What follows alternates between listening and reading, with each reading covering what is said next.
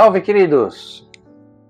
Desde os primeiros relatos bíblicos, a gente vê um Deus que não está distante, mas que deseja estar no meio do seu povo. Essa presença é, na verdade, um fio condutor que percorre toda a Bíblia, começando desde lá de trás, né, no livro do Gênesis, no Jardim do Éden, passando pelo tabernáculo no deserto, pelo templo de Jerusalém, e culminando na encarnação de Jesus Cristo e no envio do Espírito Santo. No vídeo de hoje, nós vamos explorar como é que Deus e Cristo se colocaram no meio das pessoas, trazendo exemplos e reflexões dos autores bíblicos. Então, logo em Gênesis, Deus cria Adão e Eva, como sabemos, e caminha com eles no Jardim do Éden. Isso está logo no capítulo 3 do livro de Gênesis. O autor bíblico ele descreve uma relação íntima e próxima, né? Ou seja, Deus visita o homem e a mulher, conversa com eles, se relaciona diretamente. E essa proximidade inicial, ela só é rompida pelo pecado, né? Quando ambos comem do fruto proibido. E então o desejo divino de estar junto, ele não, junto com a humanidade, né? Mesmo com o pecado, ele não desaparece, né? Então, mesmo após a expulsão do Éden, Deus permanece presente, ele caminha, né, ele acompanha Caim, dá sinais a Noé, faz alianças com Abraão, Isaac, Jacó, e ele se mostra, então, ativo e interessado no destino das pessoas.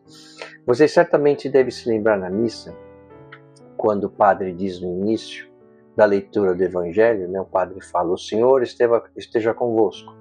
E as pessoas respondem, Ele está no meio de nós. Mas de onde que veio isso? Quando a gente busca a origem das coisas dentro da religião judaico-cristã, certamente temos que procurar no Antigo Testamento. Então, sim, perceba. Se você é um cristão que leva a sério a sua religião, não há como ignorar o Antigo Testamento. Se você fala assim, algo como, eu só leio o Novo Testamento, né, porque eu sou cristão, que não sei o que acontece? Você terá uma visão parcial e muito limitada das Escrituras. Então, não há como a gente ignorar o Antigo Testamento, né? Então, a vinda de Cristo foi a confirmação de muitos textos que estão lá. Você pega, por exemplo, o livro de Daniel, que quase 800 anos antes de Cristo, ele já tinha previsto, né, a vinda de Cristo. E inúmeros outros autores bíblicos, tal, você já vê lá muitos profetas, né, que falaram isso muito antes do nascimento de Cristo.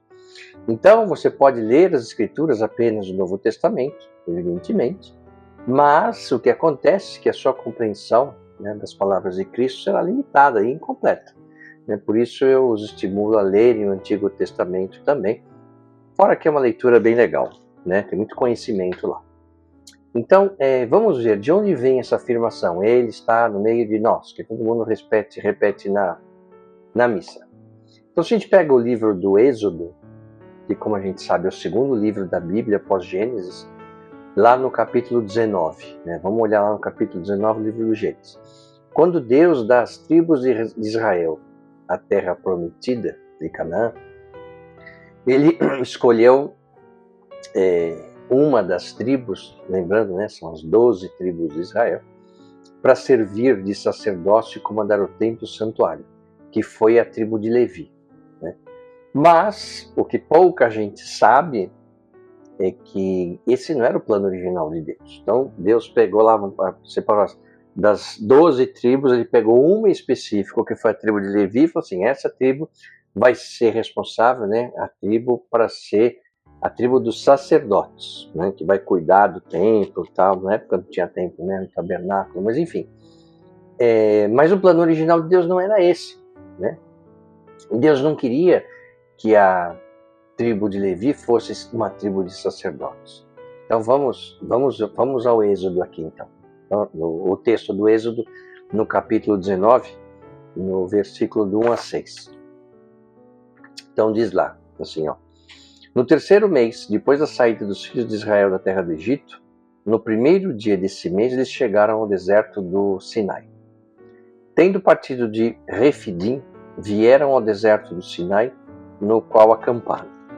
Ali, Israel acampou em frente do monte. Moisés subiu para encontrar-se com Deus. E do monte o Senhor chamou e lhe disse, Moisés, né? Assim você falará à casa de Jacó e anunciará aos filhos de Israel. Vocês viram o que eu fiz aos egípcios e como levei vocês sobre as asas de águia e os trouxe para perto de mim. Ele está se referindo à libertação da escravidão, né, do povo hebreu no Egito. Agora, pois se ouvirem atentamente a minha voz e guardarem a minha aliança, vocês serão a minha propriedade peculiar dentre todos os povos, porque toda a terra é minha.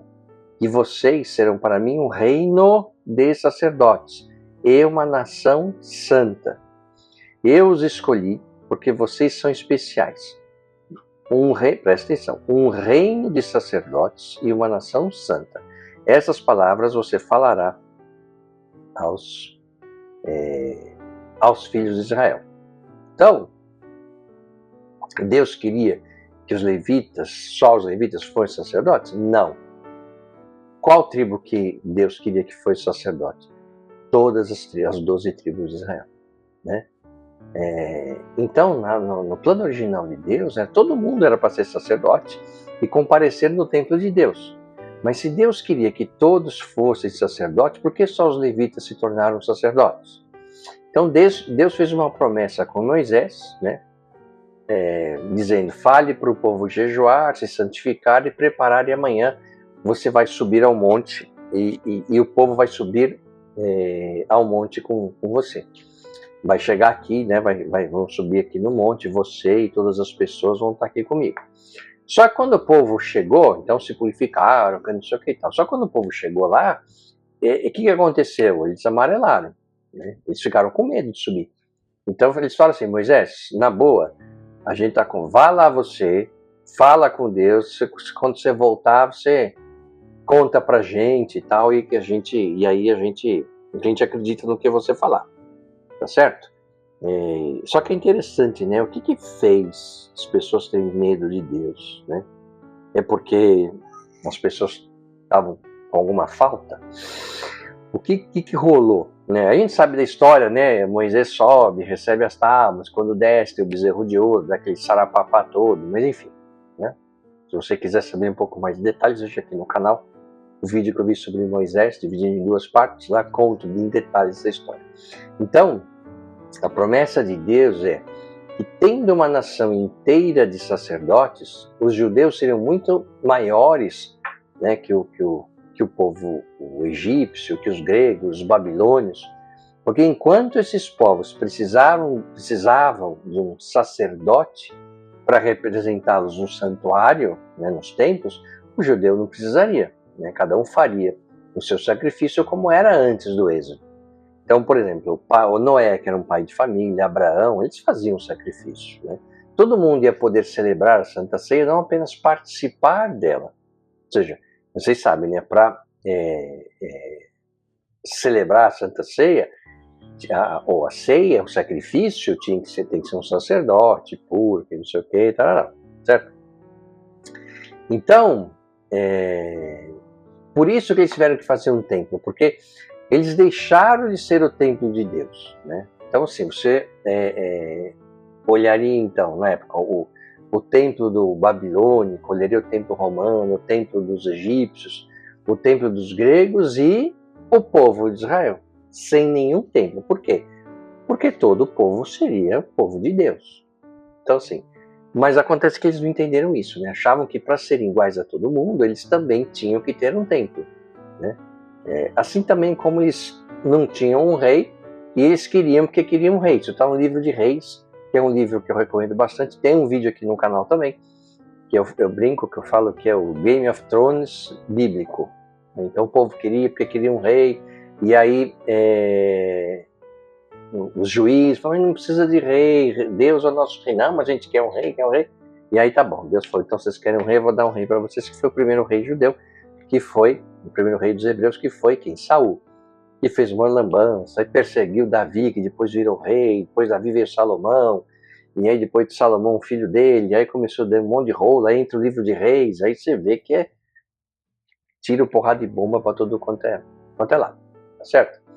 Bom, e aí no Novo Testamento, Deus faz uma coisa maravilhosa, né? Que dá para os judeus um templo que é maior que todos os outros, né? Como está escrito no Evangelho de João, logo no capítulo 1, versículo 14. Então, no livro do Êxodo, quando o pessoal ficou com medo de Deus, Deus falou com Moisés assim, né? Falou, Moisés, presta atenção, já que eles estão com medo de mim aqui no Sinai, o povo não quer subir, como você falou, então eles não querem vir aqui, no topo do monte, vamos fazer o contrário, né?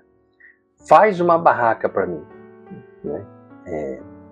Que eu vou descer e vou morar no meio do povo. Imagina que Moisés falou, mas Deus, como assim? Como que você vai descer lá, vai morar? Não, pode fazer uma lá que eu vou descer, mas a tua glória, Senhor, que não sei o quê. Aí Deus falou, não, mas para não ofuscar ninguém, eu vou morar de maneira humilde, né? Eu vou apagar a minha glória. Né? Então, eu vou descer, vou morar com eles, faz uma barraca que eu quero estar junto de vocês, né? No Novo Testamento, esse movimento se repete quando Deus faz novamente uma tenda para si, para morar no meio do povo. Só que era uma tenda diferente. Né? Em vez de uma tenda com pano, com pele de carneiro, a tenda passou a ser um corpo humano. Né? E aí ele veio habitar no meio de nós, que foi Cristo. Então, Cristo é a tenda, é o tabernáculo do Novo Testamento. Assim como Deus, no Antigo Testamento, morou com as pessoas numa tenda humilde, no Novo Testamento essa tenda era o corpo de Cristo. Né? Então nós podemos ser hoje uma nação de sacerdotes, povo eleito de Deus, uma nação de templos. Por quê? Porque o Espírito de Deus habita em nós, então ele está no meio de nós. O nosso corpo, então, se tornou um templo do Espírito Santo. Né? E essa coisa é uma coisa muito linda, porque eu sei que, por mais grandiosa que seja uma pirâmide do Egito, né, a pirâmide de Quéops, por exemplo, o templo de Karnak, também no Egito, nenhum monumento se compara a uma vida humana. Né? Ah, como assim? Por exemplo, né, o que vale mais, uma pirâmide do Egito ou a vida do seu filho? Né? Claro que essa pergunta é absurda, não tem nem como comparar. Né? Então, onde que está o templo de Deus, se não em nós mesmos? No meio de nós e entre nós. E esta foi, pela segunda vez, a mensagem de Deus. Né? No Antigo Testamento, numa tenda, e no Novo Testamento, no corpo de Cristo. Então, está no meio de nós. Então, o que acontece é que na concepção humana, o importante é fazer algo grandioso, né? Vamos fazer um negócio grande, vamos fazer uma coisa aqui para impressionar os vizinhos. Essa é a perspectiva humana. Vamos fazer um templo gigantesco, vamos fazer uma pirâmide monstruosa. Mas na perspectiva de Deus, o importante é fazer algo que, apesar de modesto, perdura e tem mais valor agregado do que uma pirâmide, que é o corpo de uma pessoa. Né? E é por isso que no livro de Apocalipse ele termina dizendo o seguinte: eis o tabernáculo de Deus com os homens. Falando de Cristo. Né? Porque nenhum povo da humanidade teve Deus habitando no meio deles. Né? E eles tiveram. Né? Ele veio. Isso torna o verdadeiro templo judeu, que é Jesus, que é o Messias, maior do que qualquer outro templo. Né? Você pega, por exemplo, o livro de Samuel, que aliás é um livro... Aliás, vou fazer um vídeo sobre Samuel, é um livro... É um profeta bem legal, né? Ele nos fala que à medida que sujeitamos nossa vida ao que lemos os textos sagrados, descobrimos que não somos orientados a ver Deus em nossa história no plano de Deus. Né? Deus é o contexto e o plano maior em que nossa história encontra sentido. Então, o que Samuel fala, muita gente lê e tal, os textos sagrados, vem deixa eu ver a história de Deus, a história do povo. Não, é justamente ao contrário. Ao compreender os textos sagrados, a gente vê como que a gente pode operar nos planos de Deus, e não Deus operando nos nossos planos, que aliás é isso que a gente quer, né? A gente reza a Deus, pede a Deus as coisas para que Deus nos ajude em nossos planos, quando exatamente ao contrário. Né? Quando a gente deveria, então, pedir a Deus que os planos dele seja materializado e que a gente seja um instrumento dele, né? Então a gente inverte essa visão. Então, no livro do Êxodo, que também tem um vídeo aqui no canal, né? Após liberar Israel do Egito, Deus ordena a construção do tabernáculo, que é aquela tenda, né? Tabernáculo é um nome diferente, né? Um pouco mais pomposo do que uma tenda, né? E lá está escrito assim: e me farão um santuário para que eu habite no meio deles. Isso está no capítulo 25 mesmo. Então essa tenda era móvel e acompanhava o povo pelo deserto, simbolizando a presença constante de Deus. Lembrando, para quem não sabe, que o povo hebreu caminha no deserto por 40 anos. Eles saem do Egito e ficam no deserto caminhando durante 40 anos, antes de chegar à Terra Prometida. Então eles tinham uma nuvem no céu e o povo acompanhava essa nuvem que era, né, simbolizava a presença de Deus. Aí quando a nuvem baixava, eles paravam, acampavam, montavam o tabernáculo e ficavam lá. Eles não saíam enquanto a nuvem não levantasse. Se fosse andando, eles levantavam todo o acampamento e tal, e ia até onde a nuvem ia. E eles ficavam comendo maná, que era uma coisa que caía do céu, que tinha um gosto de biscoito, né, uma coisa mais ou menos assim. Então você imagina se viver 40 anos no deserto, que não é o lugar mais confortável para se viver. Bom, então esse tabernáculo tinha áreas específicas ditadas pelo próprio Deus. Então tinha o átrio, o lugar santo e o santo dos santos, onde ficava a arca da aliança, onde Moisés colocou as tábuas lá das leis, né, que foi a primeira aliança que Deus fez com a humanidade. Então só o sumo sacerdote podia entrar no santo dos santos, e assim mesmo uma vez por ano, para interceder pelo povo. Qualquer pessoa comum que não fosse sacerdote, que entrasse lá, quando tivesse purificado, era assim, dizimado imediatamente, né? Então isso mostra que mesmo presente, Deus mantinha uma relação marcada por reverência e santidade, né? Então, autores como, por exemplo, do livro de Hebreus, capítulo 9, explicam que o tabernáculo era uma figura, um símbolo das realidades celestiais e uma preparação para a vinda de Cristo, né? Com o tempo, né, o tempo passou, até de chegar na Terra Prometida, aquela coisa toda, o tabernáculo foi substituído pelo Templo de Jerusalém, né, construído por Salomão. Isso está no livro de Reis, capítulo 1, Reis, né, capítulo 6.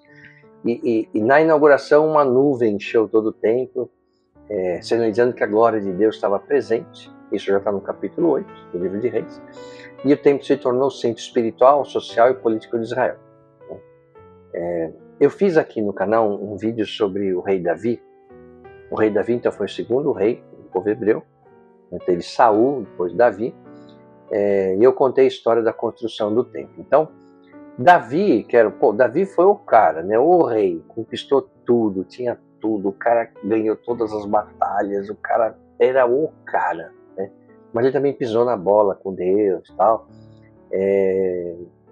Que eu vou contar já, né? Vou relembrar. Um dia Davi acordou e falou: eu moro num palácio muito legal, bacana, e Deus, que sempre me ajudou, não tem onde morar. Aí chamou Deus lá, marcou uma videoconferência com Deus, falou: Deus, é o seguinte, tive uma ideia aqui. Eu moro num palácio super bacana aqui, legal, não sei o quê, e o senhor não tem casa nenhuma. Então decidi, vou fazer uma casa para o senhor, mas vou fazer uma coisa assim,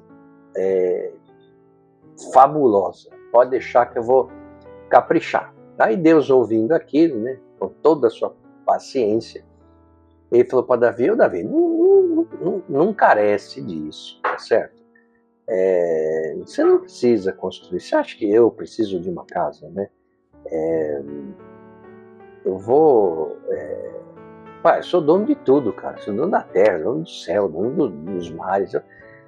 Não precisa. E mais, você não vai construir nada. Por quê? Porque você pisou na bola, você teve aquela questão lá da traição com a Batseba. Batseba era a mulher do soldado Urias, que estava lutando a favor de Davi, certo? Urias não era hebreu, mas ele estava lá lutando a favor, era um soldado pago. Aí um dia ele viu a mulher de Urias tomando banho, tinha todo mundo indo para a guerra, olha, o rei Davi já nem ia mais para a guerra, porque, sabe, cara, já ganhamos tudo, vamos ganhar essa também. Então ele estava lá no palácio passeando, viu Betseba se banhando, chamou ela e falou: e aí, você vem sempre aqui? Né? E aí teve um caso com ela, teve um filho. Aí, quando ele descobriu que ela estava grávida, ele mandou Urias, falou pro general dele colocar Urias na frente de batalha para ele morrer, para não dar rolo. E, enfim, e aí ele falou, e o cara morre, eu fico de boinha aqui, né? Só que Deus vendo tudo, mandou um profeta para ele, contou a história da ovelha, do cara rico que pegou uma única ovelha de um cara pobre e matou ela fazendo churras. E aí Davi falou, pô, mas cara sacana, esse cara tem que ser morto.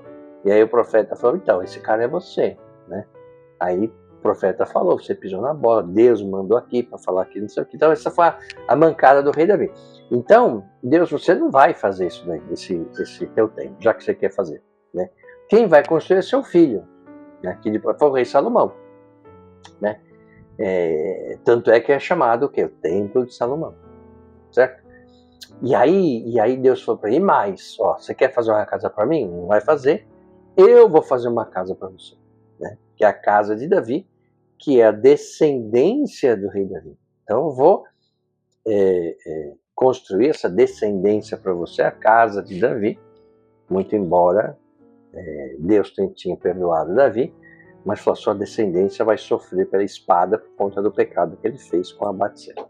Mas enfim, vai lá no vídeo ver que sobre o rei Davi, que eu conto bem essa história. Então, os profetas, eles lembravam que a presença de Deus não estava limitada a um prédio, né? Então, o profeta Isaías, ele sempre falava, ele profetizou, né? O céu, meu trono, e a terra, o estrado para os meus pés, né? Ele está falando que Deus, falando, o céu, meu trono, e a terra, o estrado, mas eu não preciso de casa, né? Isso está no capítulo 66 de Isaías, né? Já o profeta Jeremias, ele alertava contra confiar cegamente no templo, né? Sem viver a justiça. Então, que adianta você ter um templo bonito, grandão, um prédio legal, se você não vive aquilo que você prega, certo? Então, o clímax da presença divina é a encarnação, certo? Que João fala no capítulo 1, que o verbo se fez carne e habitou entre nós. Então esse é o templo de Deus, né? Quando Jesus, o verbo se fez carne. Então o verbo grego para habitar, literalmente, olha que interessante, né? Então assim, o verbo habitar em grego significa armar a tenda, né? Remetendo ao que é o tabernáculo, que era a tenda onde Deus ficava com os hebreus lá no Antigo Testamento, como eu falei. Então, Jesus é que Deus que caminha no meio das pessoas, tocando leprosos, comendo com os pecadores, acolhendo as crianças, né? E o apóstolo Paulo de Tarso, né, ele escreve na carta de Paulo aos Filipenses, no capítulo 2, ele fala sobre como Cristo, sendo Deus, esvaziou-se e assumiu a forma humana. Assim como Deus falou para Moisés, eu vou habitar entre o povo, eu vou me esvaziar de minha graça para morar com vocês, né? Então, Deus se esvaziou também, né, de sua graça, assumiu a forma humana, né, e encarnou em Cristo. Então ele se tornou o novo templo. Então destruí esse templo em 3 dias e eu levantarei. Isso está no livro de João, no capítulo 2.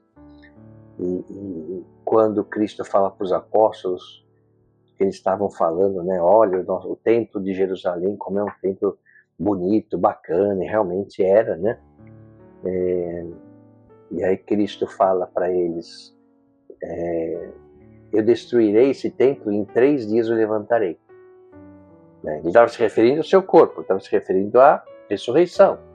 Só que os apóstolos não entenderam nada. Falaram, pô, demorou mais de 40 anos para fazer esse templo? Quem que é esse pedreiro aí que você conhece? Indica para nós aí que eu estou precisando fazer uma reforma em casa.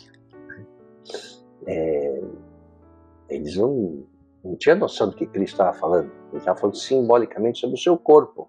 né? E os apóstolos pensando que ele estava falando ao templo que, como falei, levou 46 anos para ser construído, né? Então, ele estava antecipando a sua morte e a sua ressurreição. Então, destruir esse templo, ele está falando de sua morte na cruz. Em 3 dias eu levantarei, sua ressurreição no 3º dia. Então, assim, o corpo de Cristo é o novo templo, onde Deus habita plenamente. Isso está na carta de Paulo aos Colossenses, no capítulo 2. Então, depois da ressurreição, a presença de Deus não está mais limitada a um prédio físico. Então, não tem mais um templo, né? Não tem mais o tabernáculo. Está lá, sim, a presença de Deus está em todos, né? E no caso da época, habitava em Jesus, por meio dele, nos crentes, né? Para quem crê. E também um convite à fé. Os líderes religiosos não entenderam isso, claro, né? Mas seus discípulos creram depois que tudo se cumpriu. E isso João nos fala no capítulo 2. Então, com a ressurreição e ascensão de Cristo, Deus envia o Espírito Santo. Então, agora não há mais um único lugar sagrado. Cada crente torna-se morada de Deus. E Paulo escreve: acaso não sabem que vocês são santuários de Deus e que o Espírito de Deus habita em vocês? Isso está na carta de Paulo aos Coríntios, no capítulo 3, 1 Coríntios, né? Então esse conceito, ele revoluciona a relação com Deus. Então não é necessário ir a Jerusalém, porque Deus está presente em cada comunidade, em cada coração que crê. Os cristãos são pedras vivas. Isso está no livro 1 Pedro, no capítulo 2, edificando um templo espiritual. Então, Moisés fala com Deus face a face, né, no livro de Êxodo, no capítulo 33, que simboliza a liderança mediadora. O rei Davi desejava construir um templo, mas Deus lhe disse que construiria uma casa espiritual, como eu comentei aqui, está no livro de Samuel. Isaías teve uma visão de Deus no templo, que marcou sua visão profética, está no capítulo 6. E Paulo, né, de novo, enfatiza que Cristo derrubou as barreiras. Né? Ele fala isso na carta de Paulo aos Efésios, né, unindo judeus e gentios em um só corpo. Então, com a vinda de Cristo, não tem mais judeus, gentio quem não é judeu, né? Assim, homem, mulher, sacerdote, uma pessoa do povo, todo mundo é igual, né?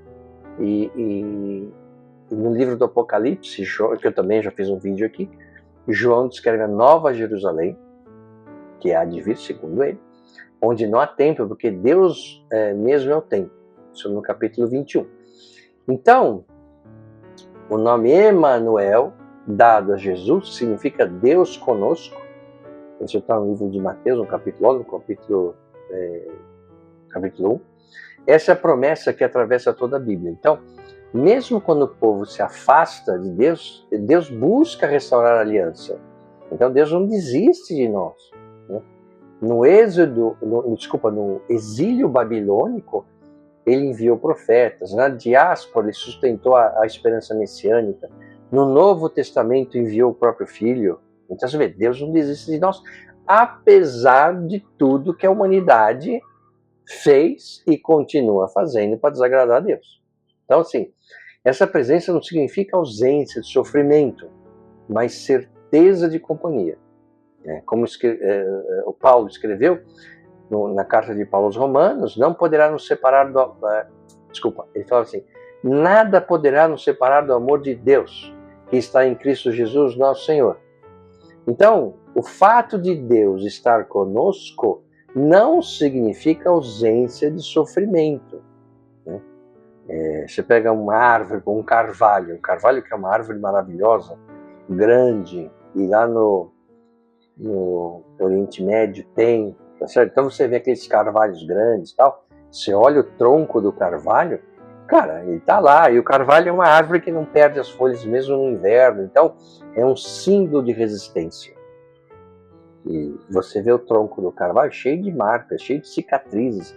Então, apesar de todo o sofrimento, das intempéries, o carvalho está lá firme, mas sofreu, né? Quem acha que eu vou seguir o que Cristo falou, o que Deus quer, não sei o quê, e serei poupado dos problemas terrenos. E você não entendeu nada, tá certo? Se você acha que só cumprir uma tabelinha, uma gincaninha, preencher, né, ticar uma planilha Excel para ficar bem com Deus, que você vai ficar bem, você não entendeu absolutamente nada. É ao contrário, quem decide seguir a Cristo, seguir a Deus, vai sofrer mais. A história conta, não sou eu que estou falando. Pegue todos os apóstolos, foram mortos de uma maneira medonha, menos João, o apóstolo querido, né, que morreu exilado, né, na ilha da Grécia. E todos os outros cerrados ao meio, foram crucificados de cabeça para baixo, degolados, e todos, perseguição aos cristãos, né, aos religiosos, até os dias de hoje. Então é uma vida de, sim, sacrifício, esteja preparado, né? Então, essa questão, né, de ele estar no meio de nós, está onde? Está nos nossos corações, para quem acredita, evidentemente. Então, assim, o que a gente tem, né, para uma aplicação de hoje, é na comunidade viver como o corpo de Cristo. A gente sempre fala, né, é impossível a gente ser igual a Cristo, mas é nosso dever, quer dizer, dever de quem acredita, é tentar imitá-lo, né? A adoração não se limita a lugares, mas em espírito e verdade. Isso está no Evangelho de João, no capítulo 4. Prestar serviços, assim, ser a presença de Deus na vida dos outros, não na sua vida, mas na vida dos outros, que é a grande mensagem que Cristo trouxe, é fazer o bem para o outro, né? Viver em santidade, então cuidar do próprio corpo e da vida como templos vivos, porque se nós somos templos de Deus, a gente tem que cuidar do nosso corpo, do nosso templo, já que Deus habita em nós, né? E finalmente a esperança, né? Olhar para a promessa final, quando habitaremos plenamente com Deus. Então, a história bíblica é a história de um Deus que se aproxima do seu povo, que deseja estar com as pessoas. Não é um Deus, por exemplo, um Deus grego, na mitologia grega, que vivia no Olimpo, longe do povo. Não, é um Deus que quer estar junto com o seu povo, né? Desde o tabernáculo do Antigo Testamento, a encarnação no Novo Testamento, do Espírito Santo, a esperança escatológica, que é o final das coisas, né? Deus não se esconde, ele se revela. Então, o chamado para os cristãos hoje é reconhecer essa presença, viver à luz dela e ser reflexo desse amor no mundo. Então, tem alguns religiosos, né, judeus, que falam que o Messias virá quando o templo de Jerusalém for reconstruído. E você vai, qualquer imagem que você coloca aí no Google para ver, do Oriente Médio e tal, aparece o quê? Aparece, né, umas construções, um muro grande, e depois tem uma construção assim grande e o teto é dourado. Aquilo chama Domo da Rocha. O que é aquilo?